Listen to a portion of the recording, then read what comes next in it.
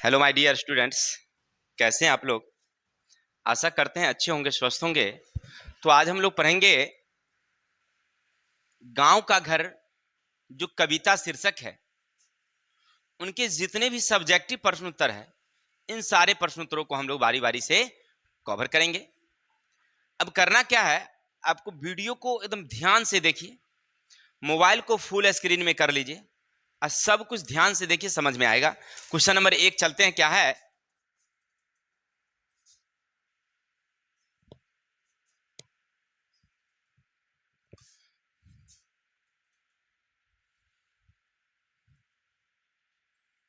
चलिए, question number 1 है, कवि की स्मृति में घर का चौखट इतना जीवित क्यों है। आपसे पूछा कि जो हमारे कविवर हैं ज्ञानेंद्र पति जी, उनकी स्मृति में, माने उनको याद में, घर का चौखट क्यों इतना है, ये पूछ रहा है। तो लिखिएगा कि कवि की जो बचपन है वो गांव में बीता है और गांव की परंपराएं, उन्हें बचपन की जो घटनाएं हैं, सारी बातें अच्छी तरह से याद है। जहां भी हैं अभी वो गांव के बारे में सोचते हैं कि हमारी गांव में इस तरह की परंपरा हुआ करती थी, अब ये सब बदलती जा रही है। इसीलिए उन्हें बार बार उस परंपरा की याद आती है जो गांव में पहले के लोग क्या करते थे। इसीलिए वह स्मृति बनी हुई है, घर का जो चौखट है ना, वह स्मृति बनी हुई है, क्योंकि वो बचपन में उनके साथ बीता था, उनके जीवन के साथ जुड़ा हुआ था। वही लिखे हैं, सुनिएगा। कवि के स्मृति में घर का चौखट इसलिए इतना जीवित है क्योंकि वह उनकी स्मृति और बचपन की यादें जुड़ी हुई है। यानी बचपन में जो वह रहते थे ना, उनकी सारी यादें जो हैं वह जुड़ी हुई है। घर में जो चौखट होती थी, वह घर की एक सीमा होती थी। एक तरफ पुरुष और दूसरी तरफ महिलाएं रहा करती थी। देखिए कितनी बढ़िया लिखा उन्होंने। क्या लिखा कि घर का जो चौखट होता था, वह घर की एक सीमा होती थी कि इसके बाहर पुरुष रहेंगे और इसके अंदर महिलाएं रहेंगे। अगर पुरुष, कोई पुरुष, बड़े पुरुष जो हैं, अगर महिला क्षेत्र में प्रवेश करते हैं तो अनावश्यक उन्हें खांसना पड़ता था, उन्हें पैर के खनाओं बजाना पड़ता था, तब जाते थे। ये सब घटना जो है ना, उन्हें बहुत याद आती है, अर्थात बचपन से जुड़ी हुई बात होने के कारण उनकी स्मृति में है। आशा करते हैं समझ में आया होगा, लेकिन फिर भी समझ लीजिए एक बार। लिखिएगा, कवि का जन्म गांव में हुआ है, गांव में बचपन बीता, जिसके कारण गांव की परंपराएं, रीति रिवाज उन्हें बहुत अच्छी तरह से याद है। अब वो बड़े हो गए हैं, लेकिन बचपन की जो घटना है उन्हें बार बार याद आती है, अर्थात घर का चौखट उनकी स्मृति में है। आशा करते समझ गया। क्वेश्चन नंबर 2, पंच परमेश्वर के खो जाने को लेकर कवि चिंतित क्यों है। बहुत ही VVI क्वेश्चन है, बराबर अक्सर परीक्षा में आपको देखने को मिलेगा ये क्वेश्चन कि पंच परमेश्वर के खो जाने से कवि क्यों चिंतित है। तो कविवर ज्ञानेंद्र पति कहते हैं कि पहले के समय में, जब प्राचीन काल में, जब कोई गांव में समस्या होती थी, आपस में कोई लोग लड़ते झगड़ते थे, तो गांव के ही 4 5 10 लोग जो पंच होते थे, वो आपस में बैठकर इन सारी बातों का बात विचार कर लेते थे, फैसला कर लेते थे। इसीलिए कहा गया है कि पंच परमेश्वर के खो जाने से, यानी जो पंच परमेश्वर हैं अब वो है नहीं, उस तरह की अब कोई फैसला नहीं होती। अब तो कोई भी मुकदमा होता है तो उसका फरियाद कोर्ट न्यायालय से होती है। तो इसी पंच परमेश्वर के खोने से वो चिंतित हैं। क्लियर? फिर समझिएगा, आशा करते हैं आपको समझ में नहीं आया होगा, एक बार और सुन लीजिए ध्यान से। लिखिएगा, कविवर ज्ञानेंद्र पति कहते हैं कि पहले के समय में जो होता था, लोग आपस की झगड़ों को, गांव के झगड़ों को, गांव के लोग ही 10 20 जो प्रमुख लोग होते थे, वो बैठ करके फैसला कर देते थे। उनको कहते थे पंच परमेश्वर। वो जो कह देते थे सब लोग मान लेते थे। लेकिन अब न उस तरह का पंच है और न ही पंच के लोग मानने के लिए तैयार हैं। ये सब व्यवस्था खत्म हो चुकी है। इससे हमारे कविवर काफी चिंतित हैं, अर्थात पंच परमेश्वर के खोने से वो चिंतित हैं। चलिए, आशा करते हैं समझ गए होंगे। चलते हैं क्वेश्चन नंबर नेक्स्ट।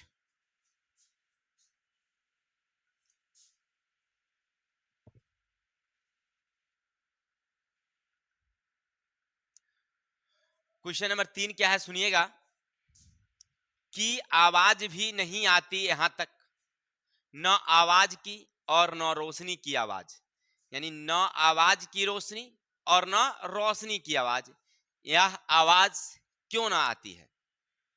देखिए, हमारे कविवर ज्ञानेंद्र पति जी अपनी कविता में कहते हैं कि अब ना पहले जैसी आवाज की रोशनी है और न ही रोशनी की आवाज है। कहने का मतलब है कि अब अमीर और गरीब के बीच में काफी खाइयां आ चुकी है, काफी अंतर हो चुका है। अमीर लोग गरीब को कुछ नहीं समझते हैं। अमीर लोग के पास पैसे हैं तो वह तरह तरह के कार्यक्रम करवाते हैं जिनमें गरीब लोग शामिल नहीं होते हैं। इसलिए कहते हैं कि ना तो आवाज की रोशनी है और ना ही रोशनी की आवाज है। क्लियर? फिर समझेंगे, लिखिएगा। कविवर हमारे कहते हैं, उपयुक्त पंक्ति द्वारा कवि कहना चाहते हैं, गांव के लोगों के पास इतना पैसा नहीं है कि वह बिजली बिल भर सके, नाच गान का आनंद ले सके, लेकिन जो अमीर व्यक्ति हैं उनके पास पैसे हैं तो वह किसी को नाच गाना देखने नहीं देते। इसलिए कवि कहते हैं कि ना तो आवाज की रोशनी है और ना ही रोशनी की आवाज है। यानी गांव के लोगों के पास पैसे नहीं है तो वो बिजली बिल भरेंगे नहीं, घर में बिजली आएगी नहीं, अंधेरे में रहेंगे, कोई नाच गान प्रोग्राम ये सब नहीं करवाएंगे। लेकिन जो अमीर लोग हैं जब वो करवाते हैं तो गरीब को देखने भी नहीं देते। तो ना तो अमीर के पास पैसा है, अमीर देखने देता है, ना गरीब के पास पैसे हैं। इसी पर उन्होंने लिखा है कि आवाज की ना तो रोशनी है ना तो रोशनी की आवाज है। क्लियर? एक क्वेश्चन और ऐसा है, आगे चलते हैं, क्या कहते हैं सुनिएगा। 4 नंबर,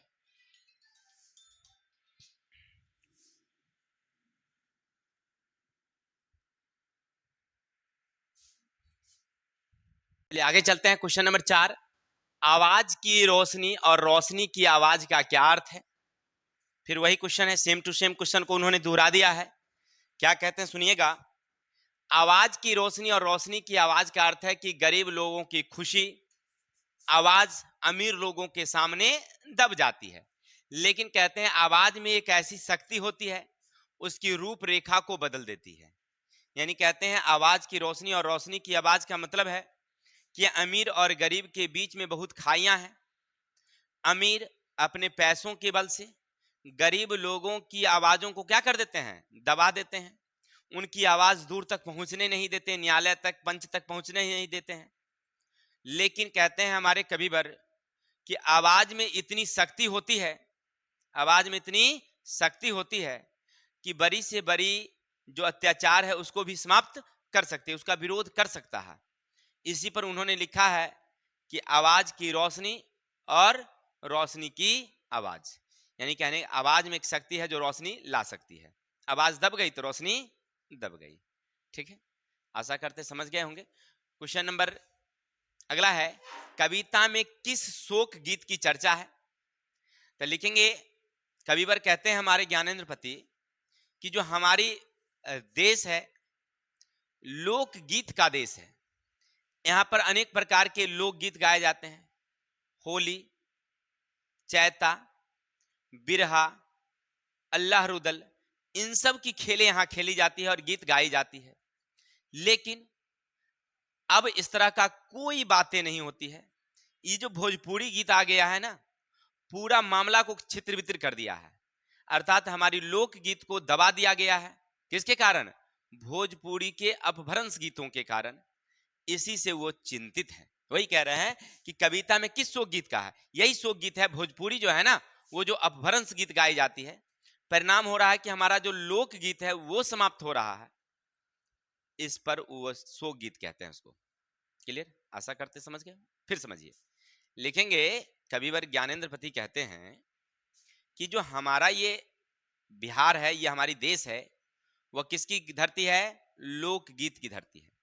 यहाँ पर अनेक प्रकार की पर्व त्योहार के समय लोकगीत गाई जाती है, जिनमें होली, चैता, बिरहा और अन्य प्रकार की गीतें गाई जाती है। लेकिन ये भोजपुरी वाला जो अपभ्रंश गीत शुरू हो गया, जिसके कारण ये सब व्यवस्था हमारे यहाँ की जो बंद हो गई है, ये सब लोकगीत समाप्त होते जा रहा है, ये भोजपुरी को कहा गया है शोक गीत। ठीक, चलिए आगे।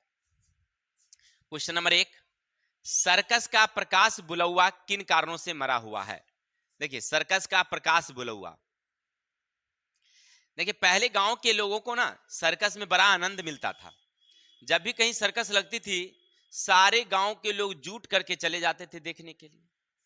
लेकिन अब सर्कस के प्रति लोगों का ना आकर्षण कम हो गया है। तो अब ना तो सर्कस रही और ना सर्कस के प्रति आकर्षण रही, इसलिए प्रकाश बुलौआ क्या हो गया है? मर गया है। हमने पिछले दिन समझाया था कि जब सर्कस लगती थी कहीं भी शहर में, कहीं क्षेत्र में, तो उसके ऊपर ना एक बहुत बड़ी खंबे के ऊपर एक ऐसा शक्तिशाली बल्ब लगा दिया जाता था। और जब सर्कस शुरू होने वाला था, उसे 1 घंटा आधा घंटा पहले चारों तरफ प्रकाश को नचाया जाता था। जब प्रकाश जल जाता था तो लोग समझ जाते थे कि अब प्रकाश जल गया है, इसका मतलब है कि अब सर्कस शुरू होने वाली। लोग जो नजदीक आस पड़ोस के होते थे 2-4-5 किलोमीटर वाले, वो अपना तेजी से वहां पहुंच जाते थे और सर्कस का आनंद लेते थे। दिन में भी सर्कस होती थी, रात में नहीं, दिन में भी होती थी सर्कस। तो लोग आनंद लेते थे। अब जो रात वाले थे, नजदीक वाले, तो रात में लेते थे आनंद। तो उसको कहा जाता, तो लाइट को कहा जाता था प्रकाश बुलौआ। तो लोगों को पहले सर्कस के प्रति बड़ी आकर्षण था, लेकिन अब सर्कस के प्रति लोगों का आकर्षण क्या हो चुका है? कम हो चुका है, बिल्कुल ही आकर्षण नहीं है। इसलिए कहते हैं कि प्रकाश बुलौआ क्या हो चुका है? मर चुका है। सुनिएगा क्या कहते हैं। सर्कस का प्रकाश बुलावा समाप्त होने के पीछे कई कारण हैं। पहले गांव में बिजली नहीं थी, लोग सर्कस की ओर आकर्षित होते थे। गांव के लोग मोह शहर से सर्कस की ओर से क्या हो गया है? भंग हो गया है, समाप्त हो गया था। लेकिन अब वह समाप्त हो गया है और यह समाप्त मरा हो गया। मतलब कहने का अर्थ है कि सर्कस के प्रति जो मोह है ना, वह भंग होने के कारण लोग सर्कस देखते नहीं, सर्कस ही समाप्त हो गया। क्लियर? चलते हैं आगे। क्वेश्चन नंबर, गांव के घर की रीढ़ क्यों झुरझुराती है? इस झुरझुराहट के क्या कारण है? देखिए यहां पर लेखक साहब कबीर कहते हैं कि गांव के जो घर की जो रीति रिवाज है ना, वो झुरझुराहट है। यहाँ झुरझुराहट का मतलब क्या है कि गांव में जितने भी लोग हैं, जो पहले आपसी प्रेम भाव था, जो आपसी सद्भावना थी, वो सब क्या हो चुकी है? समाप्त हो चुकी है। हमने पिछले दिन समझाया था कि पहले अक्सर जो घर होती थी, उनमें सब लोग एक साथ मिलजुल करके रहते थे। बाबा, उनके जितने बेटे हैं, उनके फिर जितने हैं, सब एक जगह, एक ही चारों तरफ से घर होता था। और वो घर के अंदर में, आंगन में, दरवाजे पर लोग इस तरह से जुट करके जैसे लगता था अपनापन है, एक जैसा लगता था। लेकिन अब ये सब क्या हो चुका है? समाप्त। कोई एक दूसरे को मदद करने के लिए तैयार नहीं है। तो ये जो समाप्त हो चुका है ना, इसी को कहते हैं झुरझुराहट। यानी गांव में, घर में आपसी जो प्रेम सद्भावना थी, जो समाप्त हो गया है। कबीर कहते हैं कि ये क्या है? झुरझुराहट है। सुनिएगा क्या लिखते हैं। गांव के घर अपनी संस्कृति खोते देख झुरझुराती है। यानी गांव की जो संस्कृति थी, आपसी मेलजोल की भावना, वो समाप्त हो रही है। यह इसको कह रहे, समाप्त होने का मतलब है झुरझुराना। पहले की परंपरा को छोड़ नई परंपरा की ओर अपना लिया है। मान लोग पहली परंपरा को छोड़ दिए हैं और नई वाली की ओर जा रहे हैं। जो पहले की परंपरा थी, अब वह समाप्त हो गई है। वह क्या हो गई है? समाप्त हो गई है। अर्थात पंच परमेश्वर समाप्त हो रहे हैं। गांव की घर की रीढ़ झुरझुरा रही है। मानी गांव की जो व्यवस्था थी, गांव की जो परंपराएं थी, वो सब क्या हो गया है? समाप्त हो गया। इसी को कहते हैं हम लोग गांव का झुरझुराना, रीढ़ झुरझुरा रही है। क्लियर? आगे चलते हैं। क्वेश्चन नंबर 8 सुनिएगा। 8 में क्या कहते हैं, एक अर्थ लिखे हैं उन्होंने कि जैसे गिर गया हो गज दलों की गवाकर कोई हाथी। तो लिखिएगा उपयुक्त पंक्ति क्या है? गजदंत है। हाँ, भाव स्पष्ट करें तो लिखेंगे उपयुक्त पंक्ति ज्ञानेंद्र पति रचित गांव के घर कविता शीर्षक से लिया गया है। इस पंक्ति द्वारा कविवर कहना चाहते हैं कि लोग अपने पुराने परंपरा को छोड़ते जा रहे हैं और नई परंपरा को अपना रहे हैं। जो उनकी पुरानी परंपरा थी, उसको क्या कर रहे हैं? छोड़ रहे हैं और नई परंपरा को अपना रहे हैं। रहन सब कुछ बदल गया है लोगों का। जैसे लगता है कि हाथी अपने चमकते दांतों को खो बैठा है। अर्थात शहर की सभी सुविधाएं उपलब्ध हो गई है। गांव में पहले शहर की सुविधा नहीं थी, अब गांव में सब शहर की सुविधा उपलब्ध हो चुकी है। तो अब ऐसा लग रहा है ना कि लोग जो है ना गांव की परंपरा को खो करके और शहर की परंपरा को अपना लिए हैं। अर्थात जैसे कोई हाथी अपनी गजदंतों को खो करके बैठा हो, अर्थात गांव अपनी पुरानी परंपरा को भूलते जा रहा है, नई परंपरा को अपनाते जा रहा है। तो लिखेंगे कैसे? तो लिखिएगा उपयुक्त पंक्ति, ज्ञानेंद्र पति रचित गांव के घर कविता शीर्षक से लिया गया है। इस पंक्ति द्वारा हमारे कविवर कहना चाहते हैं कि जैसे कोई हाथी अपनी दांतों को खो देता है, उसकी सुंदरता, उसकी जो है परम गुण खत्म हो जाती है, ठीक उसी तरह से गांव की जो परंपरा है अपनी रीति रिवाज को क्या कर दिया है? खो दिया है। क्लियर? आगे चलते हैं। क्वेश्चन नंबर 9, कविता में कवि की कई स्मृतियां दर्ज हैं। स्मृतियां का हमारे लिए क्या महत्व होता है? विस्तार से चर्चा कीजिए। अब इस पर विचार कीजिए, विस्तार से चर्चा कीजिए। तो कविता में कविवर की कई स्मृतियां हैं। कहते हैं कि पहले हम लोग गांव में रहते थे, तो घर का जो चौखट होता था, उस चौखट घर की क्या होती थी? सीमा होती थी। अगर बाहर से पुरुष अंदर जा रहे हैं तो क्या करते थे? अपने पैर की खराओं को बजाते थे, यानी पैर को कस करके भूमि पर पटकते थे, या खांसते थे, यानी सावधान होने की चेतावनी देते थे कि पुरुष अंदर आ रहे हैं। ये एक परंपरा थी। दूसरी परंपरा थी कि घर के चौखट को विभिन्न रंगों से रंगा जाता था, गेरुआ से, चूना से। ये भी एक परंपरा होती थी। ये परंपरा भी समाप्त होती जा रही है। तीसरी परंपरा थी गांव के घर में कि लोग सोह लाते थे, सोहजन के पेड़ से क्या लाते थे? लस्सा लाते थे, गोंद, और उससे जो है उसको चिपकाते थे पत्ती को, अन्य प्रकार की। दूध का हिसाब उसी से रखा जाता था। इस तरह से कई परंपराएं, पंच परमेश्वर था गांव में, जो गांव के फैसला करते थे। ये सब कई परंपराएं लेखक को गांव से जुड़ी हुई है, जो उन्हें आज भी याद है और कह रहे हैं कि पहले लोग इस तरह से होते थे। ठीक है, चलिए लास्ट और अंतिम क्वेश्चन है, सुनिएगा। 10 नंबर क्वेश्चन क्या कहते हैं, सुनिएगा। चौखट भीत सर्कस, घर, गांव और साथ के बचपन के लिए कवि की चिंता को आप कितना सही मानते हैं? अपना विचार प्रकट कीजिए। देखिए, कविवर आप कहते हैं कि जो गांव का सर्कस है, गांव की जो घर है, गांव की जो रीति रिवाजें हैं, सब क्या हो चुकी है? अब पुरानी हो चुकी है। अब वो जर्जर अवस्था में चली गई, समाप्त होने वाली है और समाप्त हो भी रही है। लोग इस परंपरा को असभ्य समझने लगे हैं, खराब समझने लगे हैं, और सब किस परंपरा में जा रहे हैं? नई परंपरा में। कभी सोच रहे हैं कि सही कि गांव में जो सब पहले की परंपरा थी वह सब समाप्त हो चुकी है। ऐसा सोच सभी के लिए सही है, क्योंकि कभी के लिए सही है, क्योंकि गांव की स्मृति परंपरा जो थी, इसीलिए तो गांव जानी जाती है। गांव की जो परंपरा है और गांव की जो संस्कृति थी, इसीलिए तो गांव जानी जाती थी। आज भारत परंपराओं का सबसे बड़ा देश कहलाता है। किसके कारण? इसी रहन सहन, इसी परंपरा के कारण। और यही सब अब क्या होते जा रहा है? समाप्त होते जा रहा है। इसलिए कवि की जो चिंता है ना, वो जायज है, सही है। आज दुनिया में सबसे अमीर परंपरा का देश कौन है? भारत। एक यूनान था, तो यूनान समाप्त हो गया है, लेकिन भारत आज भी बना हुआ है। और यही जब चीज हमारे यहाँ क्या हो रहा है? खत्म होते जा रहा है। इसीलिए कवि को थोड़ी सी चिंता है। क्लियर? आशा करते हैं आपको 10 क्वेश्चन समझ में आया होगा। अगर आपको क्वेश्चन अच्छी लगी हो, वीडियो हमारा अच्छा लगा, तो देखने के लिए धन्यवाद। और हाँ, मिलते हैं नेक्स्ट वीडियो के साथ। तब तक के लिए जय हिंद, जय भारत। और कल से अंग्रेजी की पढ़ाई चलेगी, ठीक है? तो आप अपने टाइम पर हाजिर रहिएगा। कल मिलेगा